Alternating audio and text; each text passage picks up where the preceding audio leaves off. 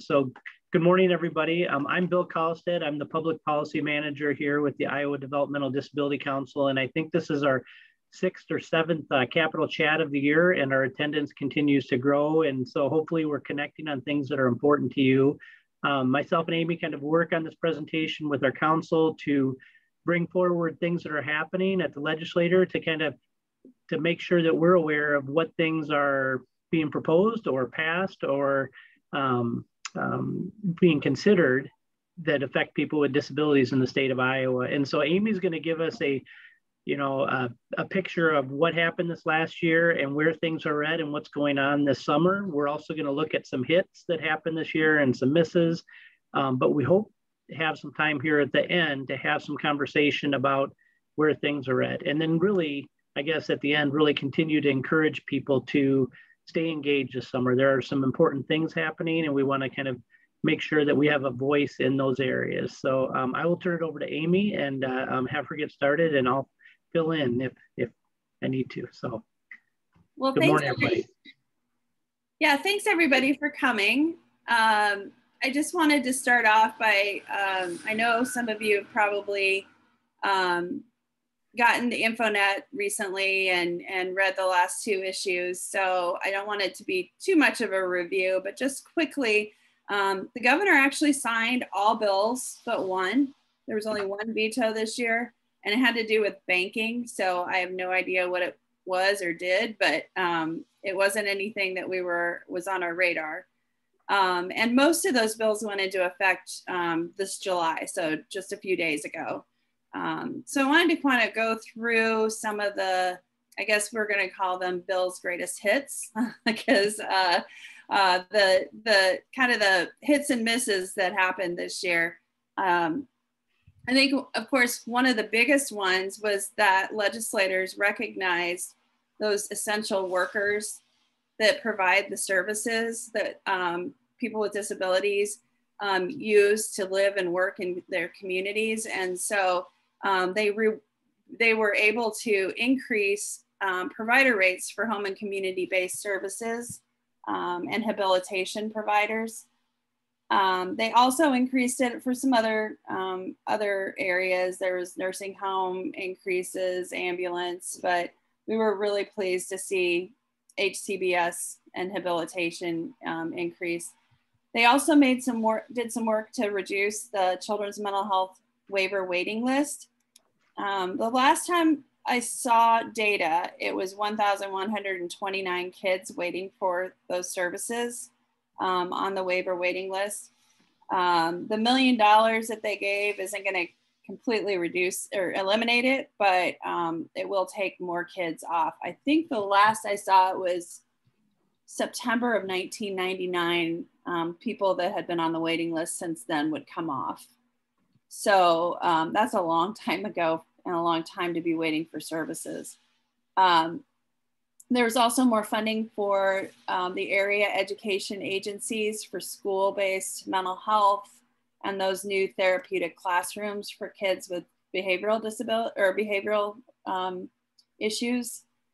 And then I think near and dear to all of us who have been on Zoom and had our screens freeze up, or we've lost video, or things all suddenly stop. The state's going to invest $100 million in new internet development. So particularly in rural areas. But as I was mentioning yesterday to Bill and Brooke, I live in a suburb and I have crappy internet service. So I think there's a lot to be done here. They're going to use $50 million of the federal relief funds to be able to add to that. So I think it's supposed to be a 3-year investment of $150 million each year. So that's a lot of money going into that development of what they call broadband or high-speed internet. It was exciting to hear that Voc Rehab got $300,000 more so they can draw down more federal funds. When we don't fund Voc Rehab all the way, we lose federal funds. I mean, we just don't fully match all the money available to us. So that's a big deal when they add funding there. For those, I think there were several people that were looking at the ABLE savings accounts. People that have special needs or supplemental needs trusts are now able to transfer those dollars over to ABLE savings accounts, which are managed by the state treasurer and are really flexible. You don't have to go to court every time that you need to withdraw funds for smaller purchases. So it's a really good option for people who are trying to save funding without affecting their services and their eligibility for Medicaid and Social Security. So it's a great option. Also, there was a lot in the news about insurance having to pay for mental health services that were delivered by telehealth or Zoom, some type of video technology. They're going to now require insurance companies to pay equally for those services if they're delivered by telehealth, as if they were delivered by, in person. The courts are also required to provide American Sign Language interpretation or ASL interpretation to anyone who is deaf or hard of hearing and finds themselves in the court system. And they also provided money to do that for both the courts and the public defender. I was a little surprised that they weren't required to do that. So it was a good news that they were providing the funding to do that. Some of you on here know about the adult changing stations that were to be placed in some of those modern Department of Transportation rest areas along our interstates. Modern because they have to have the space to do it. So it's mainly those that have a family bathroom in them. While that bill did not pass, the DOT or Department of Transportation said they're going to do it anyway. So the funds were in the budget to do that, and they're moving forward. When we get to the misses, there's a bigger bill that would require all venues, like entertainment venues, parks, zoos, public places, malls, a broader group of public places would have to have those as well. So that's something that next year, even though that bill died this year, could be taken up next year. There was a review. DHS is going to check out the children's health services and make sure that they align with EPSDT, which is early periodic screening, diagnostic, and treatment. And so they're supposed to report back on what laws or rules need to be changed to make sure that those align. And that would be things like physical therapy, occupational therapy, ABA, that's applied behavioral analysis, right? And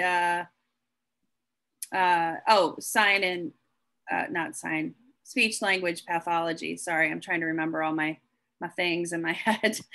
And then of course, the really big thing that happened this year is they reformed the funding of the regional mental health and disability services system. So that's huge.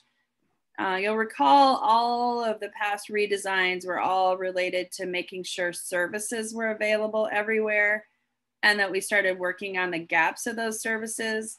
And, but we never touched the funding, which I think everybody agreed was not fair, because some areas had a lot more than they needed and some had a lot less because they were tied to your property tax values. So now the system's going to change to, and it changed immediately starting July 1, the state's kicking in half the money, 60 million this year, and then they'll take over the entire amount next year. So I'm assuming there's going to be some changes that to be made along the way.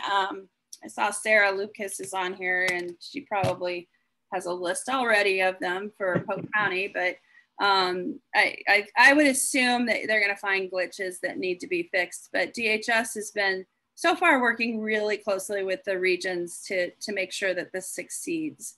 So that's good news. Amy, just real quick on that one. If you go back to the slide, we have a question, but also before we get to the question, I just wanted to take 20 seconds to do a commercial for our Take Action Center. We have an action center on our Infonet website there, .org, www.infonetiowa.org. And this year we saw a significant increase during the session with interaction in our Take. So we want to celebrate that, but we want to encourage people to continue to kind of engage. And so all of these hits that we have here, the DD Council and Amy, we engaged with the process on all of these, whether it was attending meetings, making comments, registering for or against something, or giving feedback or making comments. But more importantly than us commenting on those, we saw a significant increase of advocates, people with lived experience, family members, providers, really using the Action Center to contact the governor or contacting their legislator or contacting and making comments. So really want to celebrate that and encourage people to do that. And one of the ways, this is another commercial on our end, is we do have our Facebook and our Twitter account that we put information out, really quick blurbs about something on the ABLE Act and giving people a link to make comments. So make sure that to continue to follow that information for us. The question we had, Amy, it said, so Di Finley asked, help me understand how the T19 provider increases for RCFs, et cetera, benefit those individuals in the CDAC or CCO programs, and were the increases tied specifically to wages for essential workers? And wanted to see your comments. I had some thoughts on that as well, but. So, I'm hoping, Bill, you know the answer on the CDAC CCO, but because you're more familiar with details from your provider background, but I know for sure that the discussion happened, Di, with the wages being tied to the increases, and legislators did not want to do that. They just simply, it was not the providers that were pushing back against that. In fact, that was the main argument that they had. Unfortunately, it was mainly Senator Costello in the Senate that really did not want to tie hands, is what they said. So they did not put that language in. They wanted to just keep it flexible. And I think there was some concern about how the reporting would work to verify that they did that. So they just felt like we're going to give it to them because that's how they said they were going to use it. Now that discussion did not happen on the nursing home side. They just basically gave them their 19 million and they asked for no flexibility. They asked for it to be not tied to wages. So do you know more about the other piece of that? No, from what I understand, and maybe somebody on the phone or on our message has more specifics, what I kind of felt the same way, Amy, is they did leave things kind of broad, especially when it came to Medicaid rate increases. There were some for mental health, like PMIC, that were very specific to rates. But it seemed to me with the Medicaid, there was more of a broad approach, both with the federal dollars that have just come in recently for the 1 year time. There was some feedback received over the last 2 days that were requested. We put that out on Facebook and Twitter so people could comment on that. And I know a number of people did. And there was a listening session yesterday. There was a lot of good conversation in that meeting. That was specific, I think, just to the federal dollars. And I think they were looking at training, access to service. And there was one more, I'll think of it here in a second, that they were looking to kind of fund around those areas and getting feedback. And then I think on the larger part, I thought that they did leave it a little bit broad so people, there could be some flexibility there, like you said, not tying hands. That being said, I do think that we need to figure out a way to share our input on a continuous basis as they make these decisions. Once that money, the budget's been passed, I think we want to say, to your point, Di, if it's towards, our three legislative priorities are access to service. So we talk a lot about the waiting list. We talk a lot about staff, the shortage of caregivers. So we do talk about wages. So they do know that's a big priority. And then federal funding or funding the children's both disability and mental health services. So, but I think that this is a great chance to provide that feedback, and we've got to figure out where the right targets are to provide that feedback to, because you know, the bills have been passed and now the details have to be filled in, and we want to make sure our voice is heard while people are making that decision of how those details are filled in. But there are 4 new messages here. Somebody said. One of them was, I think I answered one of them. So Paula Conley had asked how many regions were going to be underfunded in the new system. And I honestly, we really don't know at this point moving forward. But that's kind of why they created an incentive fund. So initially the incentive fund will be used to help regions that encounter those shortfalls like Polk. Polk will be underfunded, period. They're getting more money, but it'll be underfunded. And I know that Scott was kind of not as drastic, but was kind of on that trajectory, and Lane County I'd heard might have some trouble, but I know Sarah's on. I don't know if she knows any more from the regional side or if anybody else does, but I think we're going to have to just keep a watch of that. One of the major challenges with that is anybody over 40% fund balance. So at the end of the year, they have more than 40% of their planned budget in the bank and, you know, not having been spent. They are not going to, not only can they not access incentive funds, but, you know, Sarah said that Polk will be okay in this next fiscal year. They've made some patches for Polk over the next year or two, but you know, I think it's the stability of it long term is what's kind of a question right now. But those regions that are over 40% this year, over 20% next year, and over 5% then on, and that's not much money to have in the bank to cash flow. They're gonna have to pay, or they won't pay. They'll just have their funds withheld, the amount that they're over that, and that'll go into the incentive fund. So I think it's once those fund balances are spent down, then you're going to really see where everybody's at. And I think there's still a lot of uncertainty over how much some of these new services are going to cost, and how much Medicaid will pick up, because Medicaid has not been picking up some of these. And I think they're working on getting that done. So there was another question about the ABLE legislation.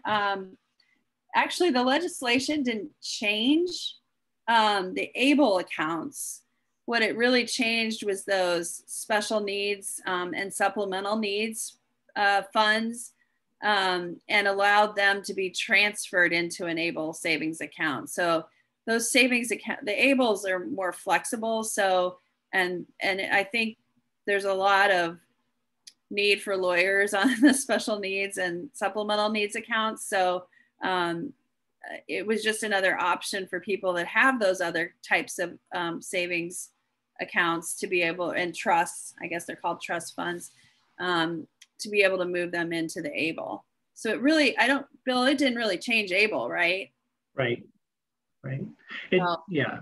It addressed some of the eligibility and how things can be put in there. And I think there's continued review of that. I know one of the things that's been a priority, I think on the federal level, probably in Iowa also, is the age eligibility, and that didn't go through, but you're right. Yeah, I think just going back to the chat and the regional stuff, I didn't hear a lot of concern about fiscal year 22, which is the term we use for the new budget year in the state, which started July 1. So it looks like all the regions are going to be okay this first year. It's just I think everyone's going to have to watch what happens in the second and the third and the fourth year, you know, as we move forward. So that'll be the key to that. I think we went through those. We did, yep. We can go back if somebody decides they have a question as well. But some of the misses this year, I had already kind of mentioned the adult changing station, so I didn't put it here. But the big one I think everybody was disappointed in was the election law changes. because that is such an option for individuals with disabilities who may have transportation barriers, or when it gets cold out and icy out, it becomes more difficult to get to the polls. Just a lot of uncertainty over whether they'll have the ability to get to the polls on election day, especially if you live in those rural areas.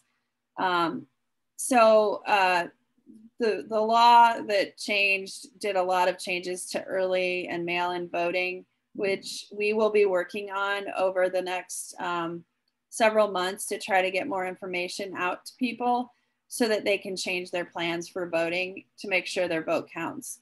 So the big changes were that everything's just shorter.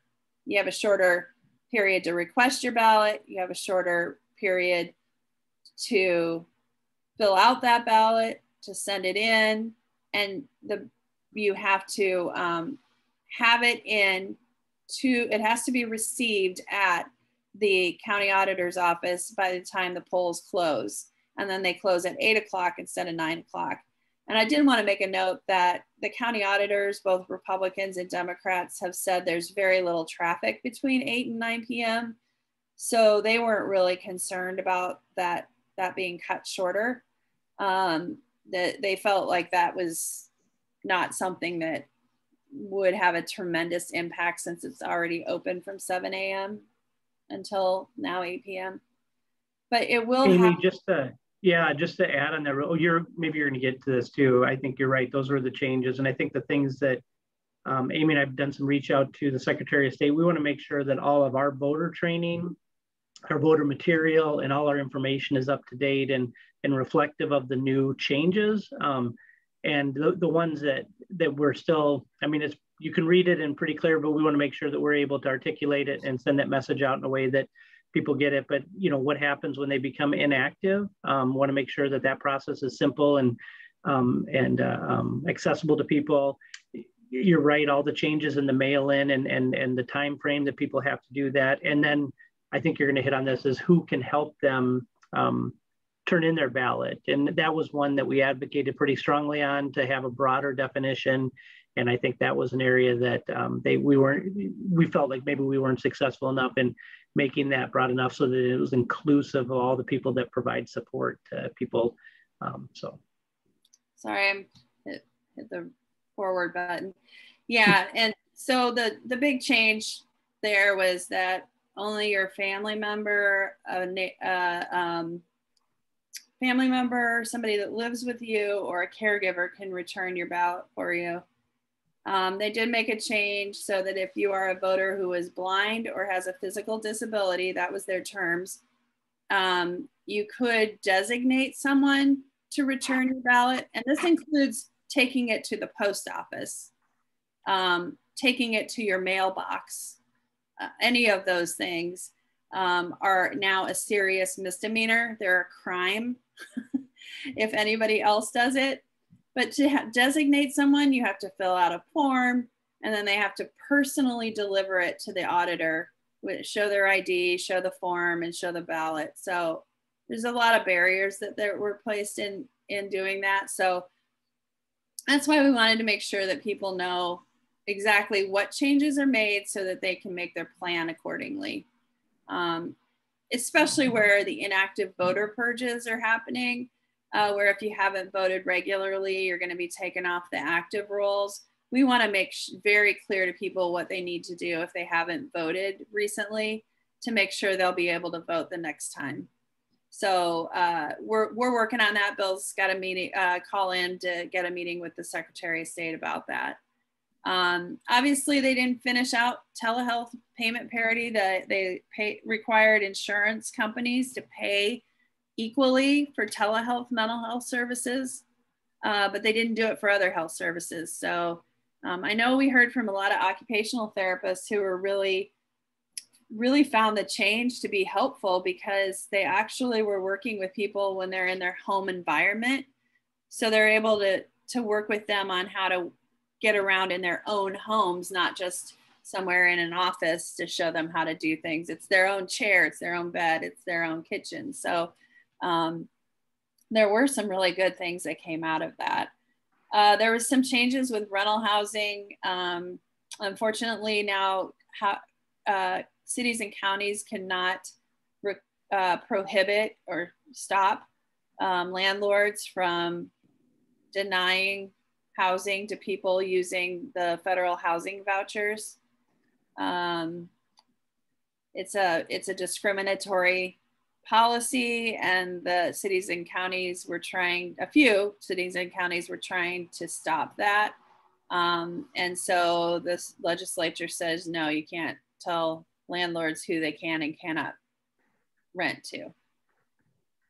There was a bunch of bills and a lot of discussion about assistance animals in rental housing, stemming from a Supreme Court decision. There was a case where a woman had been living in a rental home for quite a while, or a rental apartment for quite a while, long time. And she was highly allergic to animals, and specifically chose that place because she gets deathly ill because of her allergies. And it was a animal-free housing unit. And somebody else moved in next door and had a animal that shed a lot. And so the landlord wanted to move that person to another equal space, and was told they cannot. And so they were trying to balance the rights of tenants, and it gets really tricky there. So prescription drug costs, there's a lot of talk about trying to cap the cost sharing, what the person who's insured has to pay, particularly insulin. Anybody that is diabetic knows that it can be $300 a month for that insulin. So there was some concern about that. There's Iowa Finance Authority has been working with a lot of groups, including the DD Council, on a home modification program that would give some small grants or tax credits to people that are needing to make modifications to make their homes more livable. The one thing that we were disappointed about was that we were working with the Secretary of State's office to do an electronic absentee ballot voting pilot. So a project maybe in a small area or a county that would try out using electronic absentee voting in people's homes, so that they would not need to have somebody help them fill out the ballot, for those people that want to still have privacy and not have somebody else knowing how they vote. That would give them an option. And that did not pass, but we're hopeful that we can continue to have these discussions since now they've passed that other election law. And then I guess this is a near miss, or I don't know if it's a near miss, but the public assistance oversight bill that would have required a whole bunch of new tests to make sure that you're not defrauding or getting public assistance when you shouldn't be. There was a lot of fear among people that might accidentally kick people off of Medicaid or food assistance or other types of family assistance, that just because they didn't get their paperwork in. And then vaccines, I think, are still going to be an issue. There are people that just really wanted to change vaccine laws so that there are no mandates about vaccines anywhere, any vaccine, which of course is concerning to people that have chronic diseases where they need that protection without the herd immunity protection. So I see I'll pause there for questions. I know that I'm going to catch up on the chat here. Yeah, we just have a comment about ABLE expansion. Kari mentioned that folks have met with Senator Grassley's staffer, Nick Potabom, in regards to the expanding the age, and really encourage people to tell stories. Please join by calling or sending stories to his office about the ABLE and ask him to co-sponsor the ABLE Expansion Act. I don't know if it's act or law, but definitely want to have people do that. And Nick is very He's very accessible. He's an Iowa guy, and we've had some conversations with him too, and really seems to understand disability services, and especially services in Iowa. He was here on the governor's staff over the last few years before he went out there, so really has some connections to what's going on here too. So thank you for sharing that, Kari. Yeah, I'm writing that down because I, of course, spilled my coffee on my piece of paper. That's what I was looking for. But I can put that into our action. Yeah, center. I want to make sure I capture that. When I get back from vacation, I will follow up with that. Thanks, Kari. Appreciate that. It's not one I had on my radar yet. And so that's good to know. There's so much going on in DC this year. Yeah, I'm kind of a broken record about our action center. I know that because I've really been encouraged by the involvement there, but with the action center, you can also find who in Iowa is on those committees. So even those misses doesn't mean that they won't pick that up next year. Maybe it could be that it missed and it's not moving forward on it, but it could also be that it didn't have enough momentum this year to move forward. Some of them could be dead. But if there are things that are interested of yours, go to the Action Center, find out who's on that committee, see if you have some connections with them. And, on an individual letter, we'll let them know how you feel about it and what the priorities are. Certainly send to Amy and I if there's areas, we need as much information as we can. And so when we get this information, like from Kari, we can blast that out and make sure people are aware of what's going on there too. So just another shameless plug for our Action Center. Well, and then also kind of moving over into the federal updates, and darn it, I can't see my notes, but Bill, you can fill me in where I forget things. But, and I think some people on the call might have a little bit more information about this, but, we're still working through the state on what they're planning to do with their American Recovery Plan Act, which is ARPA funds. The state's getting, I think 1.6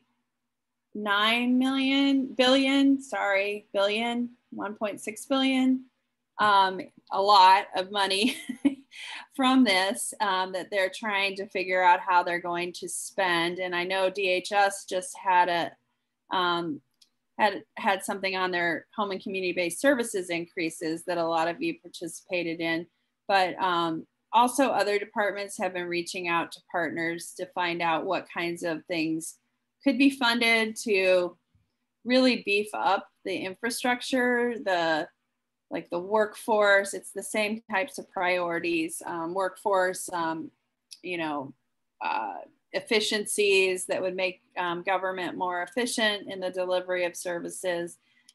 I do have a link that I will share on our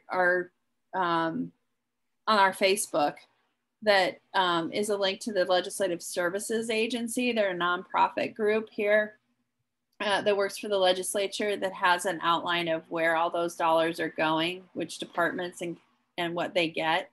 But there's no really central place to find out how everyone's spending money. It's really word of mouth. So it's kind of difficult. I know legislators aren't even keeping track. I had heard from one legislator who was quite upset to hear that the Department of Education had given $20 million to the University of Iowa for children's mental health with no ties to it. And I believe this legislator had other ideas on where those dollars could be spent. So, and he was in the majority. So, I mean, there's some things that around this that I think we're just going to have to, find out. But as you hear of things happening, let us know, and we will do the same using our social media to let people know and let you know when there's opportunities. I can tell you that the Department of Management is kind of overseeing it. And apparently they have a form you can fill out requesting the funds, but I've only had one client ever get that form. So I don't know how you get it. So it's one of those interesting things. I think we're all trying to figure that out. And the governor's office has had a ton of staff turnover which you could probably expect after a pandemic. You know, providers have lots of staff turnover, so does the governor's office. They're burned out. So there's a lot of new learning going on in communication amongst everyone, I think, right now.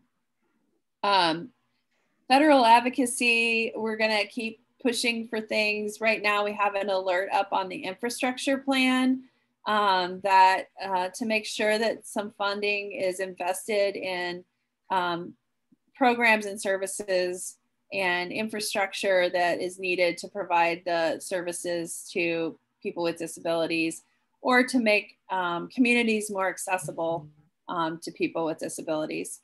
I don't know if you want to say anything more on that, Bill, on the infrastructure piece. No, I don't have a lot to, I mean, I just think they're looking for feedback and priorities. I think they know what a lot of activists for people with disabilities, what their priorities are. I think they're just trying to figure out how to fund it. And I think, you know, there is, as we talk about the different funding, some of that is time limited.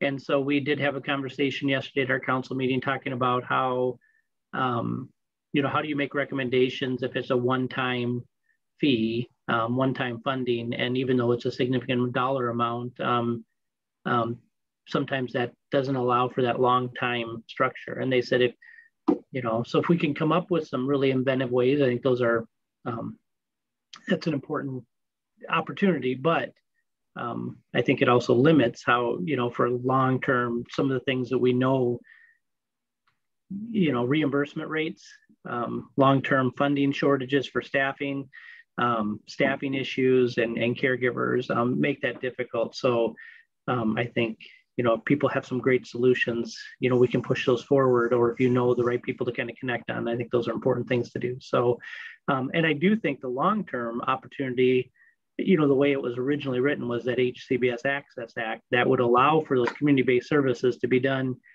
you know, in the community of choice of the people being served, and it would allow those, they'd be mandated. And so I think we're trying to follow that carefully, but I think that's a big opportunity for a vehicle that can keep going forward. So. Yeah, that HCBS Access Act has not been introduced yet. In May and June, I know some of you were on the feedback calls. They had a discussion draft out by 4 bipartisan members of Congress, and they wanted feedback on it. And basically, you know, now states are mandated to provide institutional services, and then it's optional to provide the community services. And they want this would make it mandated. So that's, I mean, that for national groups, that means consistency across all of the states. It also means that people that may not have a waiver might not be able to now access those home and community-based services. So, I mean, if you talk about some individuals, I don't know how that would impact brain injury, but I think there's a lot of discussion about, you know, that waiver is a smaller waiver and there's more people waiting on it. So does that, there's just a lot of questions about whether that equalizes all of the waivers services, or if that, you know, what kinds of things it would mandate. So I think there was a lot of discussion about it. So I don't know how it'll end up coming out, but I do know that the goal is that it would be mandated to provide those services. So it's no longer optional for states. And Amy, if I could add on that too, it also discusses eliminating waiting lists across the country for HCBS services. So there would not be HCBS waiting lists anymore. Yes, thank you. If Di's still on it, she probably knows the exact name of the Caregiver Act, but it is sponsored by Senator Ernst from Iowa, is the lead sponsor, and it would give family caregivers a $5,000 tax credit. That, I think she has bipartisan support for that in the legislature or in the Congress. So I know that that's a fairly new one that's out, but one that's gaining some popularity amongst a lot of different groups. You know, people that Alzheimer's groups and people that care for people with chronic diseases. So I think that's one to keep watch, and we have not put that out on our action center, but we will probably be putting one up once we know a little bit more about where the numbers on that are and everything. So be watching for that as well. And then also there's a lot of discussion about just paying equally for services delivered by telehealth. We did it in the state, but when states only regulate some of the insurance plans. The really big companies have self-insured plans, and those are regulated by the federal government. So the federal government really needs to take action to make that happen on all insurance. Otherwise, you know, small insurers end up having to do it, but not the larger ones, or smaller companies end up having to provide that, but not the larger ones. So it's one of those weird gaps in services.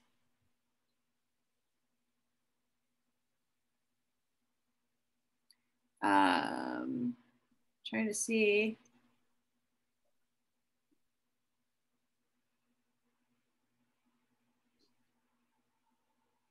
Oh, Di said Representative Axney also has the Caregiver Tax Credit bill. So that's good to know. I will put that information up on our Action Center, which if we have time, I can show a video of the Action Center that we have.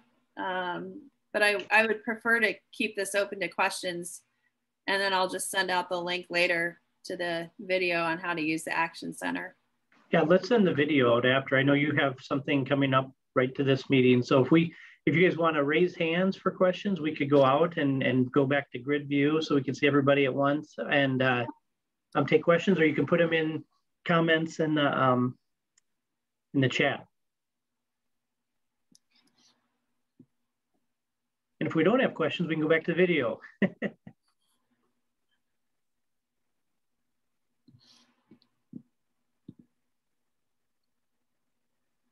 We'll give people time to type.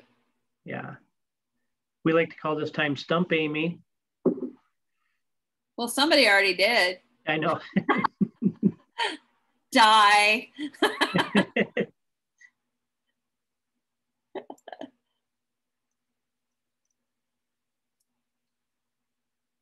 Well, I can go to the video. I think it's 3 minutes.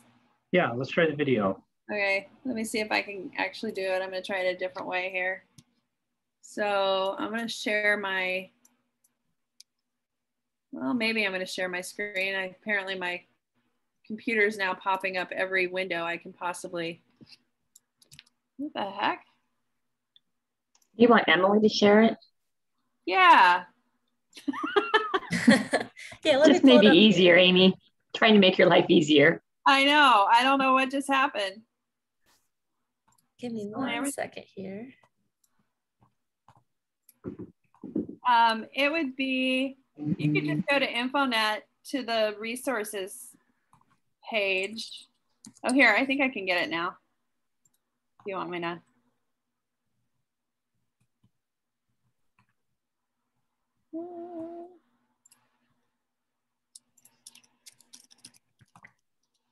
Try okay, I've got it here too if it doesn't work for you. Yeah, if you got it. Okay.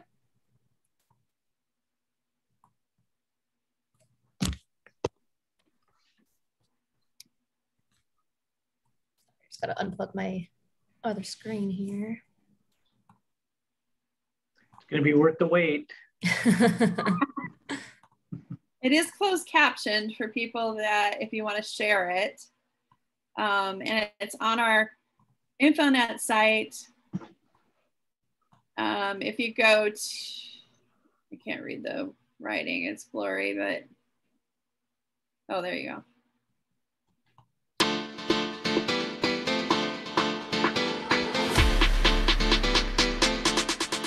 Today, I want to show you how easy it is to contact your elected officials with InfoNet's Action tool. Using this tool, you can quickly contact your legislators or congresspeople about issues you're interested in or concerned about, even if you don't know their names or contact information. All you need is your address and a message, and the Action tool will do the rest. Let's show you how it works.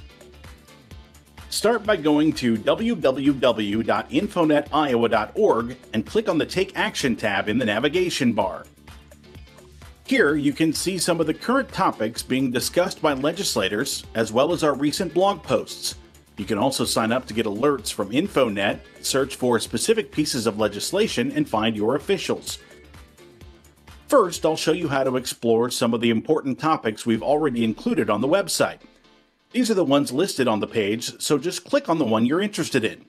For example, I want to learn more about savings options for Iowans with disabilities. When I click on this link, it takes me to a page where I can read more about these options and write a message to my legislators. To email your legislators, scroll down to Compose Your Message. This section shows you who you'll be contacting, in this case, State Senator, and includes some bullet points with ideas of what you can write about.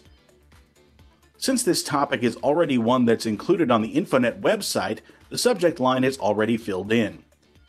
If you'd like, you can edit the email subject and then write your message in the message body section.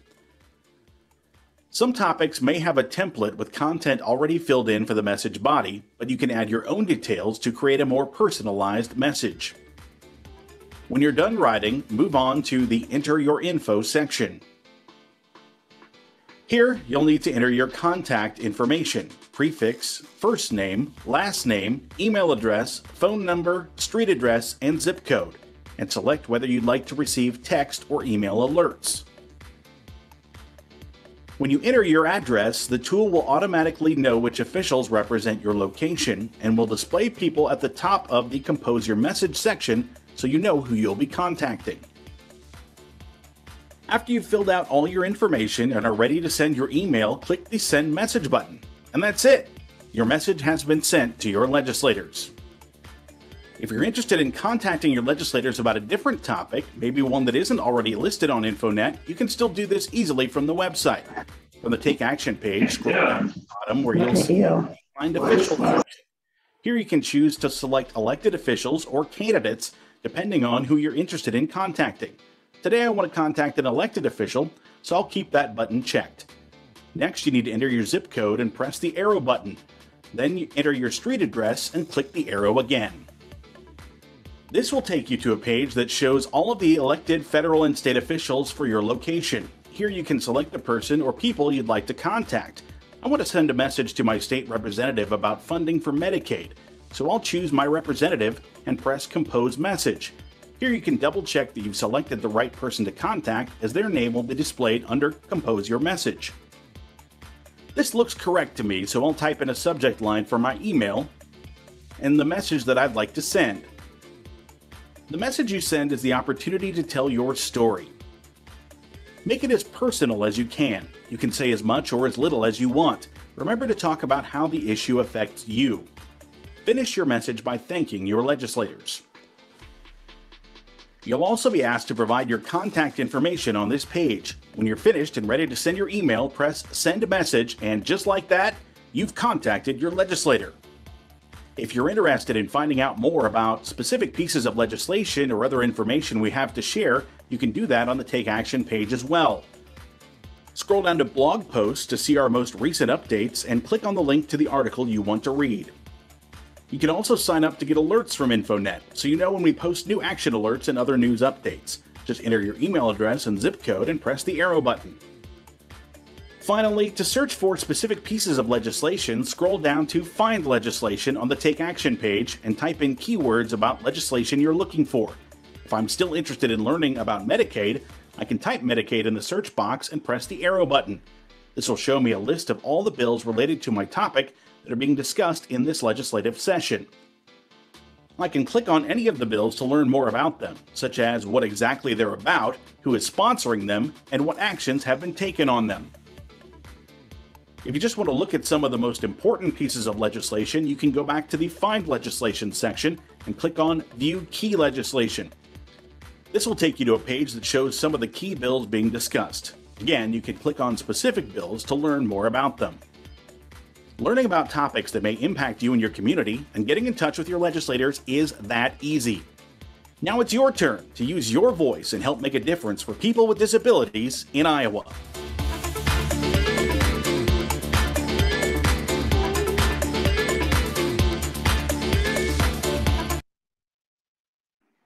has a catchy tune as well, right, Amy? Hope you're on mute. Oh, thank you. Brooke put in a link for the registration for the Make Your Mark Self-Advocacy Conference. The registrations are open, and I think you capped it at 150, right? So you know people that want to go, it's time to sign up. September 15th. Yep. September 15th and 16th, right? I think we were at about 40 yesterday, so you got to get in there, get your slot. And a t-shirt. And t-shirt. And Ashton Kutcher's brother is going to be one of your speakers. So that'll be exciting.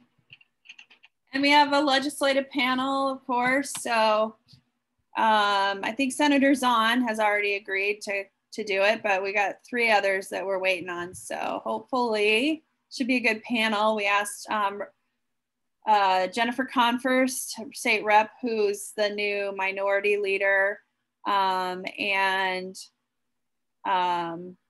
Senator Tony Bisignano, who's done some work with some constituents on some of their issues.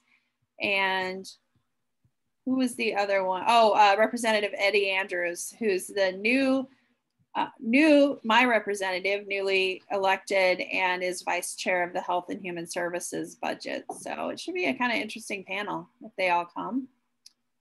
But, well, I want to thank everybody for coming today. We're going to have these monthly. We've got kind of a plan. We just don't know when our next one will be, because we're going to do it after redistricting, the special session, so we can talk about the new maps and what that might mean and questions people have on that. So that one's kind of tentative, but we're going to try to get the others set up so that we have sort of monthly touch bases. So it's a great time for you guys to share your issues so that we can make sure that we let other people know about those issues too, like today. So thank you, everybody. Thanks, Phil. Thank you for coming. Have a great rest of July. Thank you. Thank you.